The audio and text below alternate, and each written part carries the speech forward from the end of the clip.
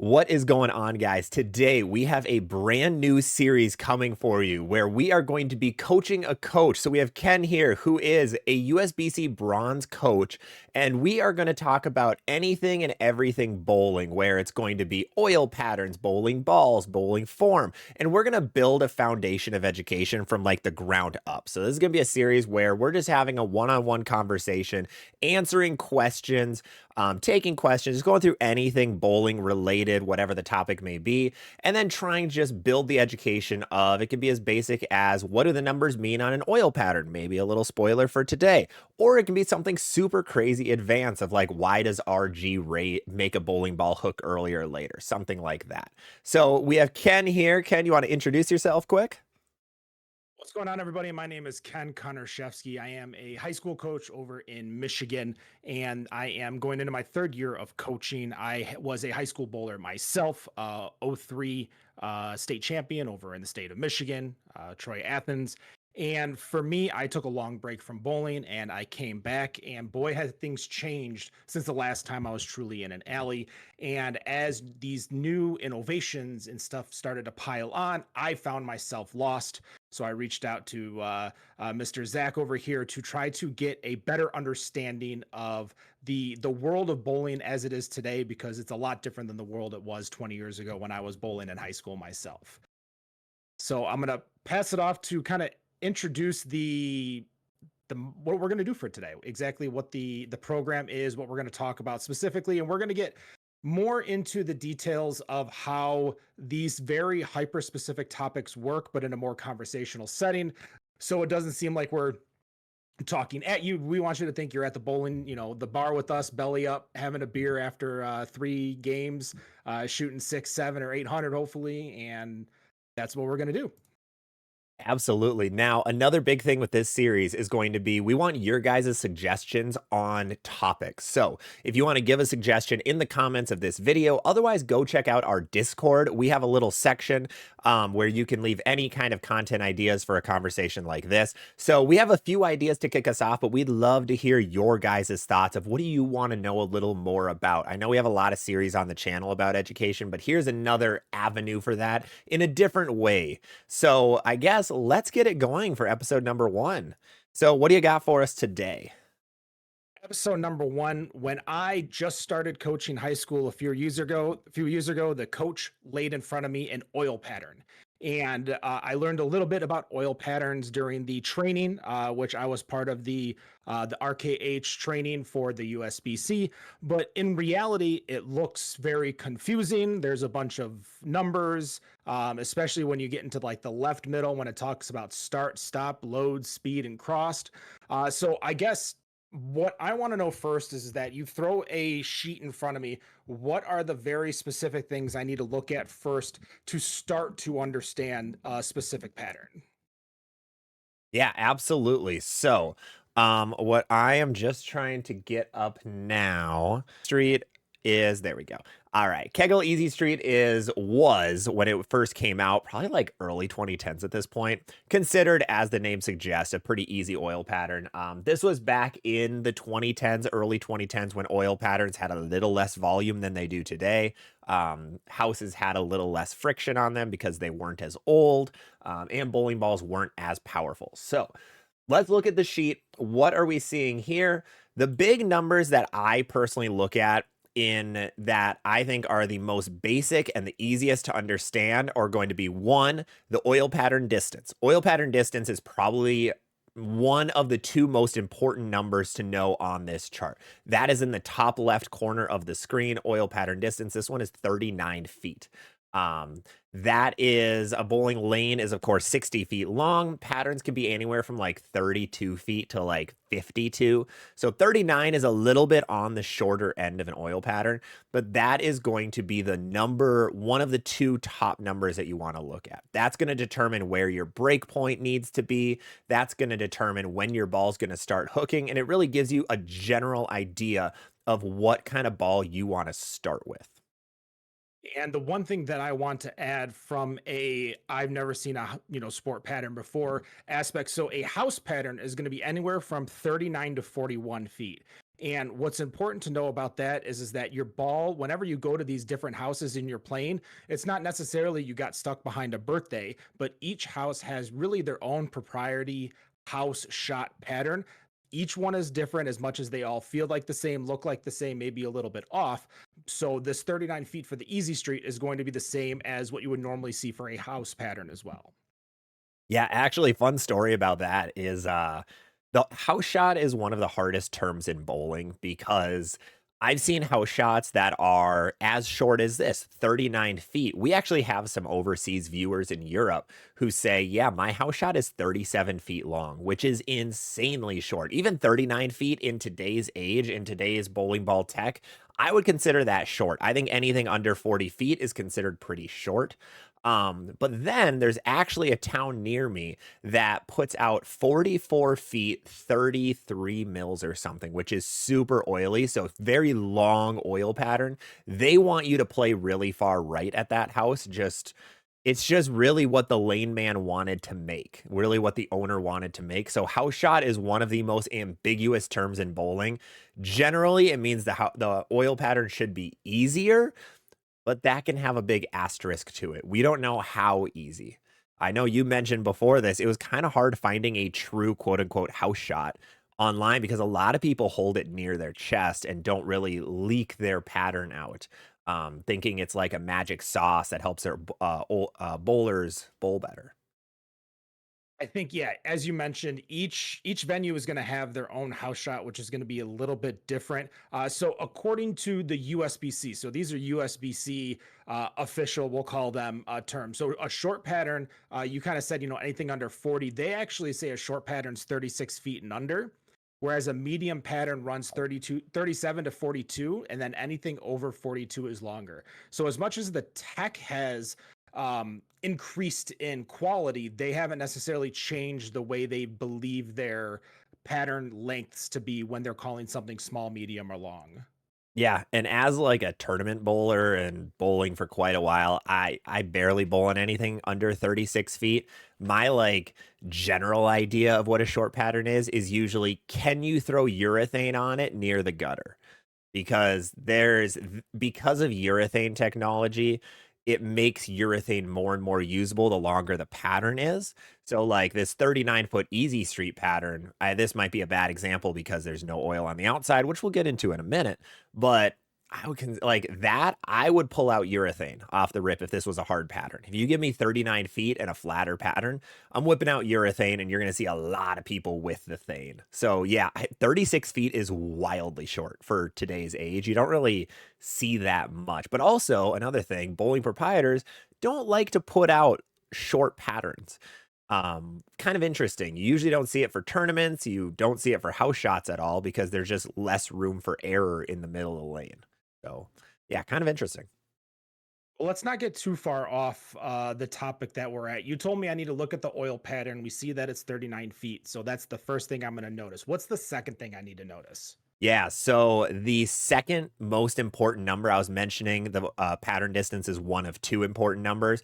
The second one is the total amount of volume. I think the total amount of volume is very, very important. Now, the hard thing with a sheet is there's a ton of numbers on this sheet. There are way too many numbers, and I'm gonna be completely real with you guys. I don't know what half of these mean because they don't really mean much. Like these are important when you're inserting the pattern into a lane machine because this is literally what you see as a lane man to a certain degree, all of these numbers. So what you're going to do is that first column has that oil pattern distance. You're going to skip the rest of that first column. You're going to skip that entire second column that has the reverse brush drop, oil total, and boards cross. You're going to the final one. You have oil per board. You don't really need to care about that one much, 50 UL. But then you look at your volume oil total. So this pattern, Easy Street, is 22.4 mils. I believe it's microliters technically. Everyone just says mils though. 22.4 mils, which is insanely low for the year 2025. So that is going to be the second most important number. This number is going to show you what kind of bowling ball can you throw. If you put out 22 mils of oil, you got to put your asymmetrical balls away. You got to put your strong symmetrical balls away. You're going to be throwing weak stuff off the rip. We're talking asim, we're talking weak. Now, what about someone who isn't necessarily bought into the sport? Maybe they are a young student, a student athlete that the ball that they got was the one that was donated last week that they were able to drill for $50. So Mhm. you're now seeing a 22 mil, which right now the basic house pattern goes anywhere from 22 to 25. And the USBC, obviously the bowling congress, so they are the congress of everything that is the sport of bowling. Low volume is under 22, medium is 22 to 26, and heavy is above 26. So Ooh. what would you say to someone, they're a house shot person, they come into a low volume, as you said with this shot. I can't really change balls, what am I going to do? Yeah, I will. I'll first say USBC's got to update those numbers. Holy cow, you will not bowl on anything under 22 in today's age. Those numbers got to be like 10 years old. Yeah, this is very low. I did actually just bowl on a pattern like this maybe 2 or 3 months ago. It was ridiculous. I was immediately going to the weakest ball in the bag and praying it didn't pick up at 20 feet. But if you only have like one bowling ball to choose from, or you have two bowling balls to choose from, the lower the volume usually means that you have to go more in the middle of the lane. You have to play deeper on the lane because when you look at this chart, for What is example, deeper on the lane? yeah, Remember deeper is where going to where be if you're playing, if your usual spot is like second arrow, we count the boards from right to left as a righty, left to right as a lefty. If you're playing the 10 board, playing up the 10 board, deeper will be playing like 15 board, is what you're looking at the arrows, or 20 board, something that's what we call deeper, or further left for a righty, further right for a lefty. The reasoning for that is when we look at the chart of a bowling pattern, that's going to be the giant actual lane that's on there. You're going to notice a lot of blue colors. These are going to be the forward oil, reverse oil, the combined, and the buffer. We don't have to get into too much detail for a lot of those. What you do need to know, though, the darker the color, the more oil there is there. So almost every house shot in existence, minus flatter patterns, there's going to be more oil in the middle of the lane, less oil on the outsides of the lane, just like a house shot, for example, as we've been mentioning. So on the one we're showing with Easy Street, the middle of the lane, there's all of that dark blue stretch. That's going to be where the most oil is. So even though this is a low volume pattern, that's going to be where you're going to want to be, because bowling is weird at the end of the day. You can have your ball hook too early and do bad things, or your ball can hook too late and do bad things. So you want to be playing more in the oil, especially if you're a two-hander. A lot of youth bowlers are two-handers right now, which means you're higher rev rate, probably rev dominant. So then you really need to play where there's more oil. Thank you so much. Now, we did actually have someone in our Discord respond to our request for questions. And his biggest question was, what is forward and reverse oil and what does it mean to me? Yeah, so we're gonna this one gets a little bit technical. So apologies if you're a beginner bowler, but we're gonna get a little bit more technical. Forward oil is what happens. So a bowling machine goes down the lane first, starts at the foul line, goes all the way down to the pins, and then comes all the way back. Well, both times it's actually putting oil down. So it's cleaning the lane and putting oil down. Cleaner is on the front part of the machine, the oil is in the back part. So forward oil, it really determines what kind of shape the oil pattern is going to be. That's going to determine where your break point is going to be. So that forward oil just really determines where is that break point, what is the shape of the pattern. Whereas the reverse oil, the more of it you have means the longer the pattern's going to hold up. The more reverse oil you have, the longer it holds up. The less oil you have, the less reverse oil you have, the quicker the pattern's going to break down, the quicker you're going to have to move to a different part of the lane because your spot on the lane is starting to burn up. And to follow up with that, still into the oil part of this, what is drop brush distance?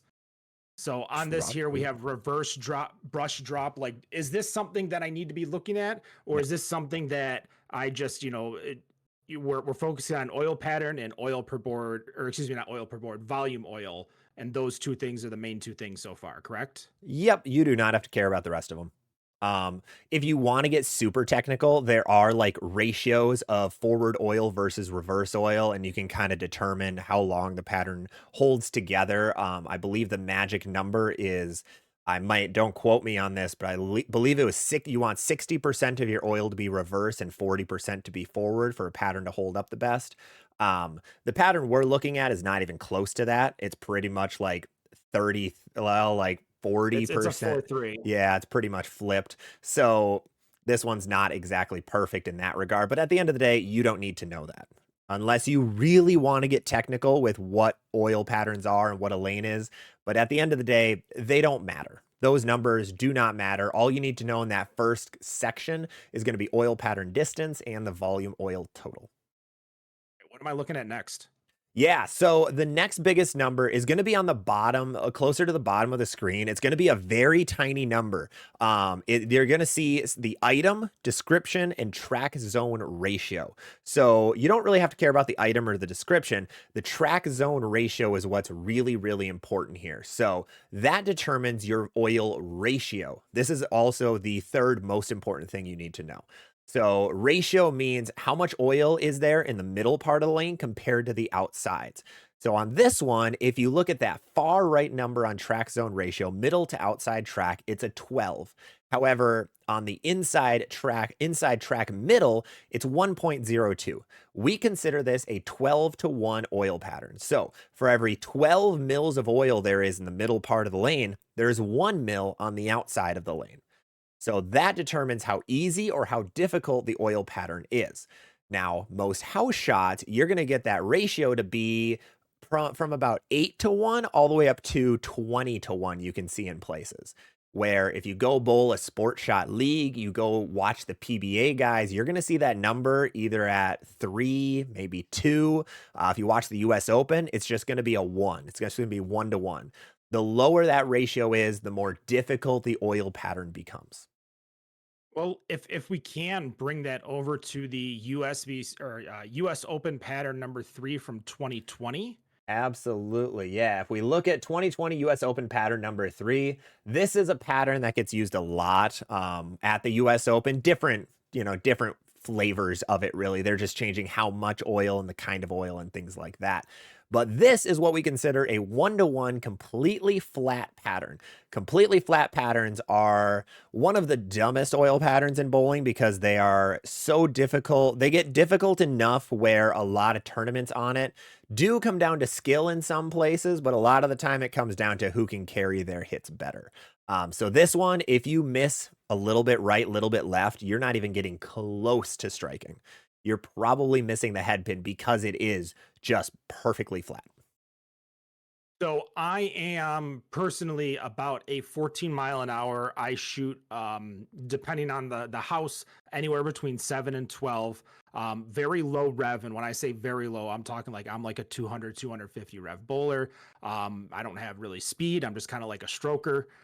So how would I take my current setup? My ball is a messenger, which is a very weak ball, and address this. Like, how would you set me up? Say, Ken, I'm watching you bowl, you're not hitting it. Where am I moving here?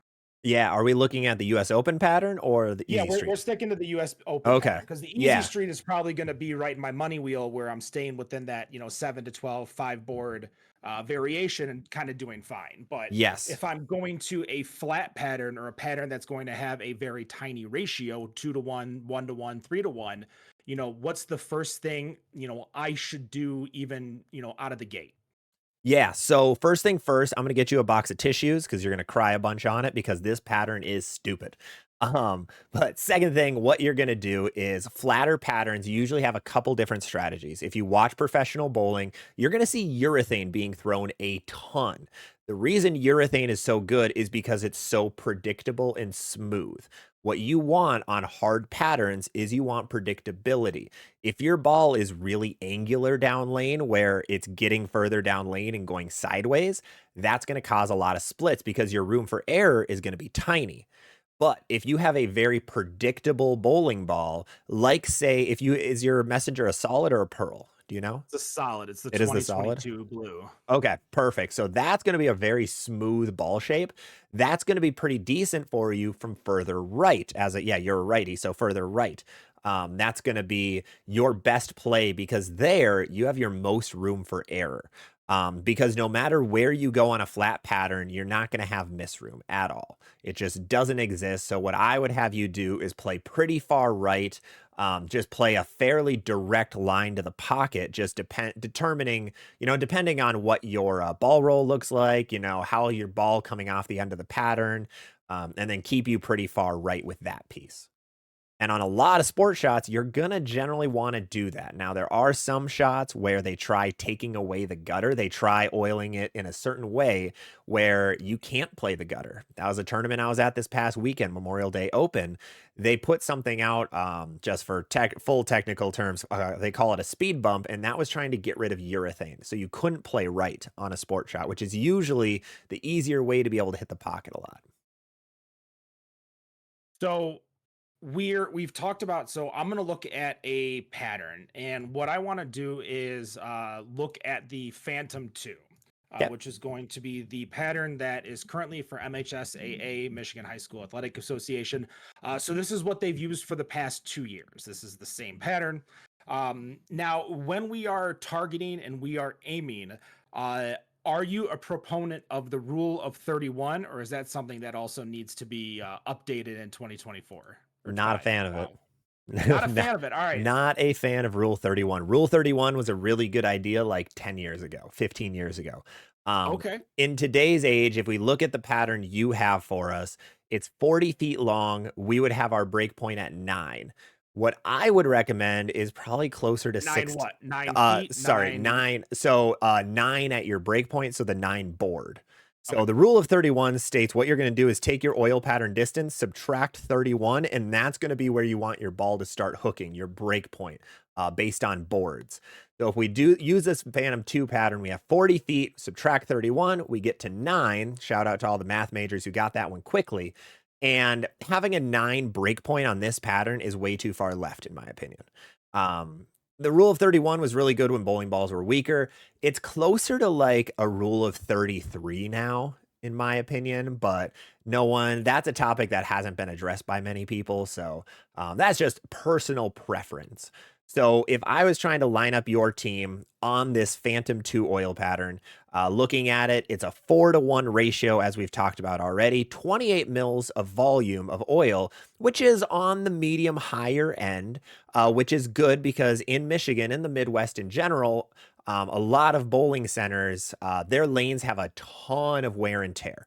They're very old lane surfaces. The older a lane surface is, the more it's going to hook. So you need a little more volume to combat that. And then we see 40 feet of oil, as we've already talked about. So what I would do is honestly 10 board, 10 to 15. And then getting it out to 5 to 8 at your break point, depending on all your bowlers' ball rolls and the balls they have, I think would be a really good strategy. Well, we have a few different bowlers. Now, if you are a high school coach, or say you, well, let me give a quick little plug. If you have bowling balls that you do not use anymore, take them to your local pro shop.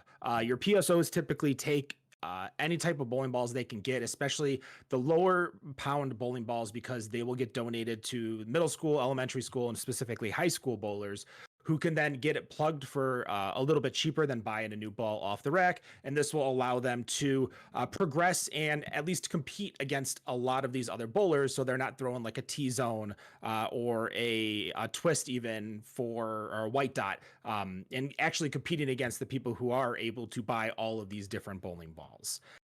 So wanted to get that little plug in with this. I have a lefty who is a down and in bowler. He typically bowls second arrow on house shot, 15 miles an hour, one handed. So he's throwing at the 10 on the left hand side. So he's throwing at the second arrow. So how, with a speed dominant bowler, not getting too many revs in there, so he's not getting his hand around it as much as I would like him to, how would you address like looking at this type of I guess sport pattern. There we go. And like, pretend you're the coach. So you're gonna say, hey, Ken, this is the speed. This is the not the speed. Excuse me. This is the ratio. This is the pattern. This is the length. This is what I think you need to do. Yeah. Did you say what bowling ball he has? He is using the phase 3. Phase 3. Okay. And okay. So starting me off with a lefty is makes it really fun because another thing about bowling lanes is the right side of the lane and the left side of the lane play radically different.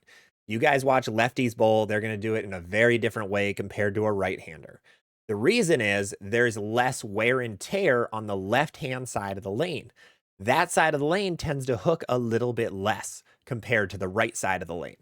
So, as a lefty, I would actually recommend that he starts even further left. The reason for that is there's less wear and tear on the lane, so that rule of 31 actually is a little more accurate. So playing a little bit straighter, and especially to lefties, playing straighter is usually the best idea. You don't see many lefties. You see some lefties have a ton of success hooking the entire lane, but usually the best success on a pattern like this is straighter. Straighter is greater for a lefty. So having a phase three isn't perfect because that ball is pretty angular. But overall, I would try playing like honestly the five board.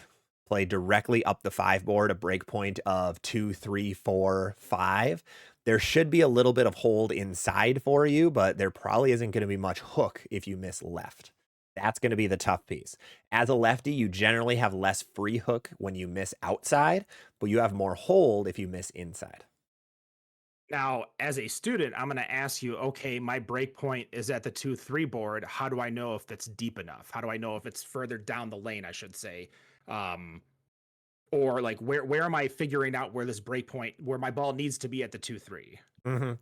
Yeah, that always is determined by what kind of pattern you're on. So this is a 40-foot pattern. What you're going to want is your ball to start hooking around 42, 43, 44, 45 feet. Somewhere right after the end of the pattern is, because if your ball is getting to 48, 49, 50 feet before it starts hooking, it's going to be coming in too late or it's going to be coming in just too, it's not, it's going to still be in its hook phase before while it's hitting the pins, which is never a good thing.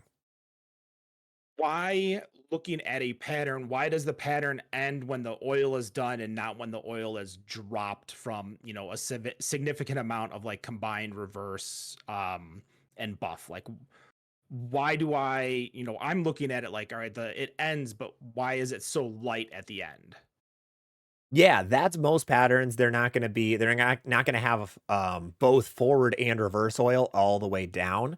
Like the pattern we're looking at with Phantom 2, they have a lot of buffer on the lane, so that's actually gonna be even lighter oil. So you could see your ball hooking before that 40-foot mark. If you're throwing a much stronger bowling ball, you could 100% see it hooking at 30 feet, but that's probably not good because that's not well, if it is doing that, you have to play the lane in a different way. So if you want to play the lane with how the pattern is wanting you to, because bowling, it's really fighting the oil pattern, fighting the lane that you're on. So if you play it how the lane wants you want your ball to start hooking and to be hooking right after that pattern ends. Well, let's go on the opposite side because I got another kid who throws a raw hammer. He's a righty two-hander. He has bowled two-handed his entire life. He used to bowl two-handed with a thumb, where he only put the first knuckle of his thumb into the ball.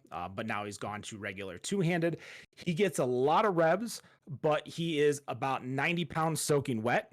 So he doesn't get very much speed or very much, loft. So he's getting around the ball, but he's not getting the the speed to get it down there. So it kind of curves a little too early. So how would you suggest this person to even start looking at this specific pattern?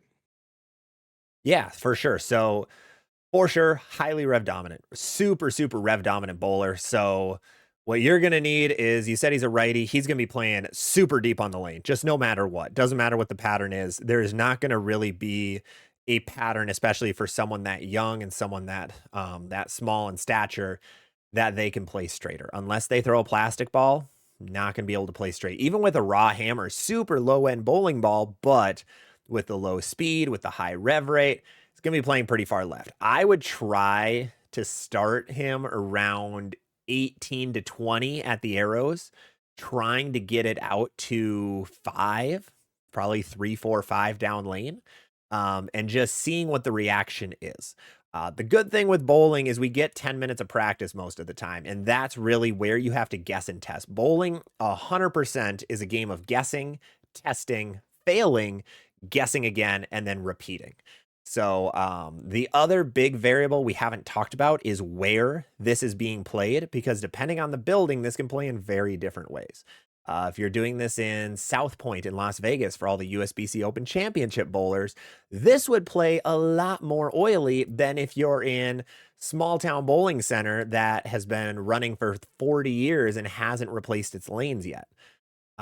So I would recommend starting, yeah, 18 to 20, trying to get it out to 3, 4, 5 down lane. That should give you a little bit of hold room in, hopefully, because the ball is so weak. But then really having to guess and test because you have to play so deep on the lane.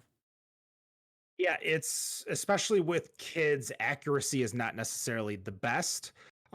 So my job as a coach is, practice for accuracy, but also set them up to minimalize um dams, like minimalize craps, minimalize splits, washouts, multi-pin spares, like try to figure how to get them, at best to knock down 9 and hope for a strike. Yeah, absolutely. The goal is hitting the pocket, especially as a youth bowler. Hitting the pocket is going to be the most important thing. Like whether you carry your if your body's still growing, like you might just not have the power behind the ball to actually be able to get it to go through the pins the right way, like this person does. But the goal is just going to be hitting the 1-3. So yeah, playing a little bit deeper will probably be the play, trying to just focus on just consistent body, and that should give him the most room for error. The one positive thing here is bowling is about who can hook it more a lot of the time, where when a pattern's breaking down, like, yes, the fresh is going to be hard. Fresh is going to be harder for someone playing deeper than someone who's playing straighter, just because the pattern's flatter in the middle part of the lane. But as the pattern starts breaking down, the person who hooks it more is going to have the magical place in bowling where, as a righty, you have hold room to the left, but then you have hook room to the right. It makes the pattern more like a house shot, and that's what you want to get to. If you get to that magical point, that's where you're going to see scores skyrocket. So that's why my scores don't skyrocket at all. Yeah, so playing deeper is always that always gives you that little of extra room for error. Is there anything else that you look at when you look at a pattern? So you mentioned you went to a tournament this past weekend. Is there anything else that you're looking at these, or are you looking at the lanes to make sure you understand a little bit more about the topography of what you're seeing? Yeah, unfortunately, topography is impossible to see unless you, again, go out to, like, I you. meant so I didn't mean like the actual like heat Yeah, maps of the lanes. I'm just yep, talking about topography as a generality of the oil yeah. pattern, the length, the Yep. everything like that. Okay. Yeah. Well, first of all, but on the topography, one of the most important things is seeing people bowl on the lanes, because then you can see, like, oh man, these hook a ton, or these aren't hooking at all. Usually it's a little bit of a vibe check of seeing when is the ball hooking for other people. So being able to watch other bowlers is always really important. There is one other number, one other thing on this chart that I want to point out. This is one of the more technical pieces of an oil pattern, and that is going to be what we call the 2-to-2 loads. So if you look on the far left on the forward and reverse little squares that are there, you're going to see a start and stop column on both of them. And then on the very top, you're going to see 2L and 2R. This number, I don't know the exact scientific where it puts oil or anything like that, but what that number does is it really tells you, can I play the gutter? And then there's a third column next to it called the loads. The higher the loads number is, the less likely you're able to play the gutter. So this pattern only has 4 total loads of 2-to-2. So that really means the gutter is pretty much in play. But if we go over to I guess the USBC pattern, actually the USBC pattern would be a perfect place to look at it. If we look at the US Open pattern number 3 from 2020, this only has 2-to-2 loads of oil. And there are 3, 7, 10, 13, 15 total. So the gutter is playable, but the rest of it is going to play super wonky. So the 2-to-2 loads usually are going to be on the far edges of the lane, and that's going to determine, can I actually play the gutter or not?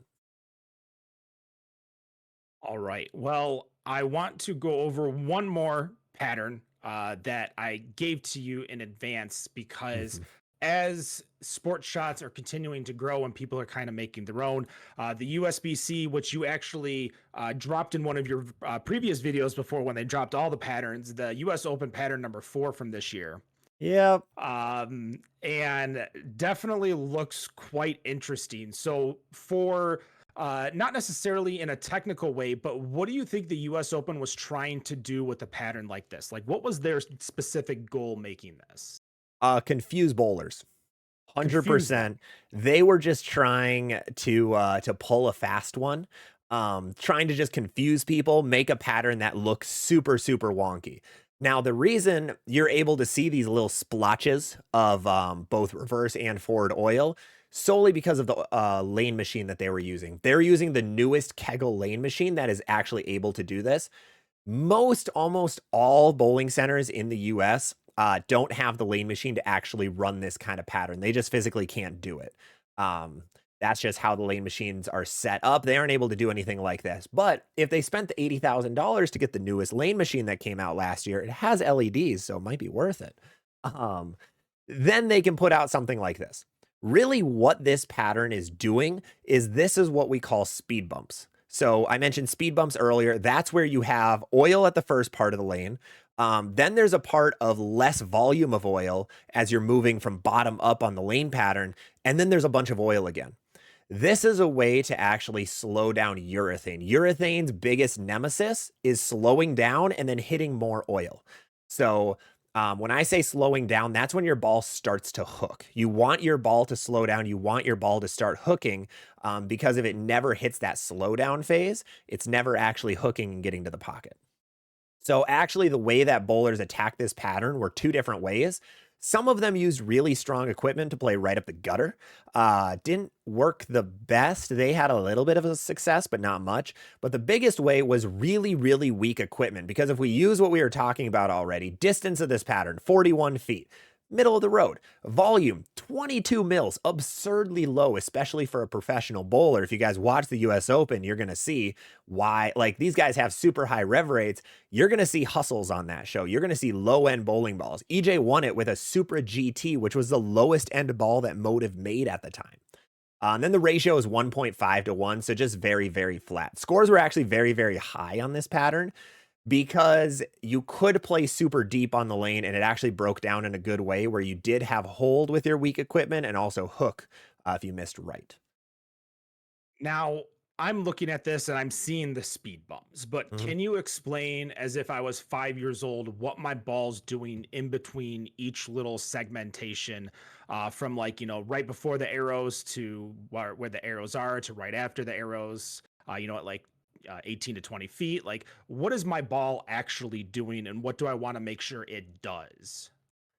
Yeah, so the biggest goal in bowling, the biggest thing that we're doing is trying to find friction. So if you go back to your eighth grade science classes, you know what friction is. That's when a surface is hitting another surface and then slowing down. It's like when you roll a ball on the floor, it's going to stop eventually. So what you want your ball to do is find friction. What's happening when your bowling ball is going between those speed bumps? It's finding friction. The ball slows down a little bit. When a ball starts slowing down, that's when the core starts turning over, and that's when you see your ball actually hook. That is the reason you see it hook is because your ball found friction. Your ball found dry lane. So your ball is actually slowing down in the middle of these speed bumps, but one of the biggest nemesises of this pattern is your ball slowing down, hits more oil, doesn't slow down again, slows down again, hits more oil, doesn't slow down, and then it slows down again and hooks. And that can be an issue because your ball has used up all of its energy by that point. The core is fully turned over. Your ball doesn't have any energy when it hits the pins. You're going to leave flat 10 pins. You're going to leave 8 10s potentially, just really gross stuff. So that's why you saw really weak bowling balls because they did not, weak bowling balls do not encounter friction as quickly as strong bowling balls.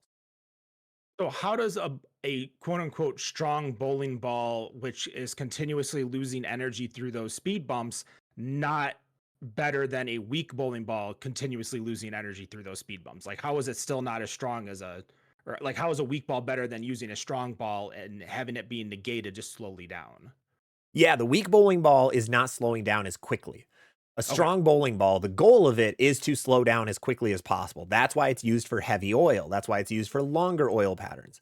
But the weaker ball isn't slowing down as quickly. It still is slowing down whenever it encounters friction, but it's not slowing down as quickly. So that's why it was better to throw weak bowling balls compared to stronger stuff. Anything else that we should see when we're looking at these types of patterns? Like, something to pay attention to. Yeah, so the other thing you can look at is the type of oil being used. That always has an impact on how the lanes play. However, that always also depends on the topography of the bowling center you're going to. So there's different kinds of oils. I am not the best resource for the different types of oil, but there is fire, there's ice, there's terrain, ton of different kinds. They all have very different viscosities, so the thickness of the oil, and that can change how your bowling ball reacts to. The most common you're going to see are fire and ice. Those are ones that Kegel has had for years and years. So those are ones you're going to see all over the place. But I am unfortunately not the best resource for what types of oil do different things. It's the one thing in bowling I can never memorize. Like I can memorize every ball for the last 5 years, but I've been told like 10 times what each oil does. I never can remember. I don't know why. Just my brain cannot wrap around that. But that is another important thing to notice. Is that something that a beginning bowler, maybe a years 1 through 3, years 1 through 4 bowler really needs to know? Or are those first three main points, the length, the mills, and the ratio, basically what they need to focus? Yeah, beginner bowlers only focus on the first three. It's all you need. All you need to know. That is all of the questions that I had about how to read a GD oil pattern. I appreciate the lesson, as a coach, something that I can be able to really take back to my students. But is there anything else that we want to add for reading the maps? Yeah, the other big one is don't fret too much on the name of the oil pattern. One area that bowling has really fumbled the bag on is having the name of a pattern, but then the pattern isn't actually what it says. So, for example, like in the PBA, you might hear PBA scorpion pattern. Well, there's been about 10 different iterations of the PBA scorpion pattern. So, what you shouldn't do is ever look at the name of the pattern. That doesn't mean anything. Look at the main points that I talked about. That's going to actually give you information because some people you think, "Oh, hey, I bowled on PBA Scorpion a couple weeks ago at a tournament and it played just like this." But say now you're playing on the PBA Scorpion pattern from 2025 and it's radically different, but you get stuck trying to do the one thing that worked a couple weeks ago. So, always keep an open mind. Always do what the lane is telling you to do. Don't do what the oil pattern is telling, or don't do what the lane sheet is telling you to do. Because patterns can play radically different if they're the exact same, but they're in different bowling centers. So the pattern's just a guide. It's the way Exactly. to Yep. how to start off, gives you all the information you need to at least pick your spot, pick your target, pick your ball, and at least gives you where you need to be. Because I'm sure you have just as much as I have. You've walked in to even a house shot and you've thrown your regular ball that you throw everywhere else, and you're like, oh well, I can't throw this ball because X, Y, and Z. Like it's getting you to that starting position, and then it's going to take time for you to learn when you need to adapt, when you need to move to your ASIM or strong or weak, which we'll get to a lot of those other terminologies a little bit further because God, when we get into bowling balls, Oh, here we I am go. probably going to be dreading that day, but you seem super excited. I'm hyped about the bowling ball day. Let's go. That's my area. I got that down. Yeah, otherwise, the other big tip is if you're struggling, look what other bowlers are doing. The best guide is look what the other people are doing. Find people that throw it somewhat similarly to you. See where they're playing, see what arrow they're hitting, see where their break point is, look what their bowling ball is. And then if you're struggling, try to mimic what they're doing because if it's working, try to copy it. This is a sport where plagiarism is a-okay, not for content creation, just for the actual bowling part. I do have one follow-up question because Yeah, I yeah. believe in this just as much as You may or may not, and you might tell me I'm wrong and stupid. But when I have my kids bowling, especially when we're getting ready for state competition, we hunker down. We're making sure everyone is watching everyone bowl. Mhm. And the reason we do that is that one, you should know how all of your teammates bowl. And this is goes even for leagues too, like the leagues that you people bowl in. You should know how your teammates' balls should roll, so that when something goes wrong or something goes right, you're kind of able to see, oh, they hit their mark and it worked. That means I should be a little bit closer to, if I bowl like them or something like that. And that's even for lefties watching righties and righties watching lefties. I know you said they play radically different, but I still think you can get a lot of information just watching other people bowl at the same time that you're bowling. Yeah, absolutely. That's a really important one. And then especially in a team aspect like this, it's good to know what your teammates are doing so you can give advice. The one interesting thing with bowling is when you throw it, your eyes can't see what the ball's doing in the first like 20 feet of the lane. So for 33% of the lane, you have no idea what your ball's doing. But the people behind you have a better idea. So yeah, being able to know how your teammates bowl, seeing where they're playing, seeing what ball they're throwing, and then just being able to help out if they're struggling is huge. That's very important for any kind of team-oriented bowling. And as a coach, I will leave you with one word of advice for everyone here. And as you said, everything is contagious. Happiness is contagious. Anger is contagious. So when you're out there and you're bowling and something bad happens, it's okay. Pick yourself up. Don't get too upset. Don't get too angry. Don't kick the ball return. That's one thing that I've noticed since from 20 years ago. There's not too many people that kick ball returns anymore.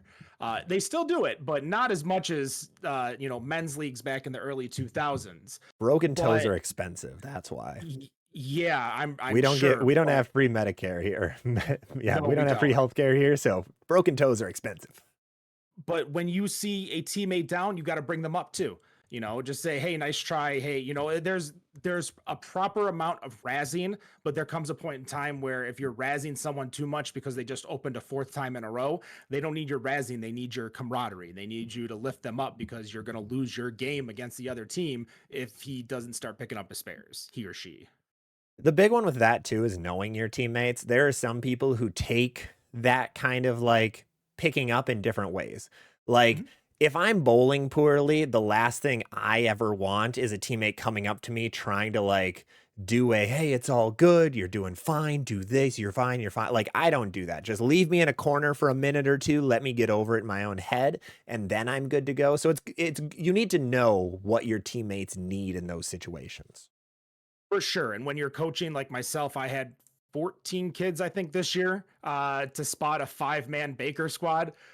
So learning how to coach each and every single one, because everyone takes coaching different as well as everyone takes criticism and compliments. There's a lot of people who don't like compliments. You could be bowling well and they want to be left alone, like the no hitters in baseball. Like, that leave that person alone, let them stay in their head. But again, it's important to know is that, these types of feelings are contagious.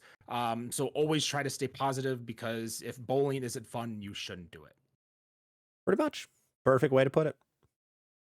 Man, there's a lot of people who could hear that I know of right now. That just do it if it's fun. Yeah. Is it okay if I plug a few things to Absolutely. Go so everyone ahead. can follow Yeah, me? for I sure. I'm just Coach Ken K300 on everything. So Instagram, TikTok, Twitter, Blue Sky, whatever else.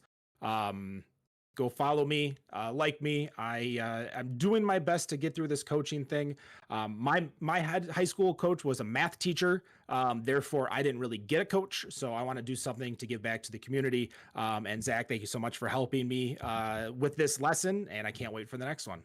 Absolutely, for sure. So, if you guys do enjoy these kinds of sit down conversations, something you can have on in your car. I know there's a lot of viewers who like throwing some of our live streams or things like that on when they're working, driving around, things like that.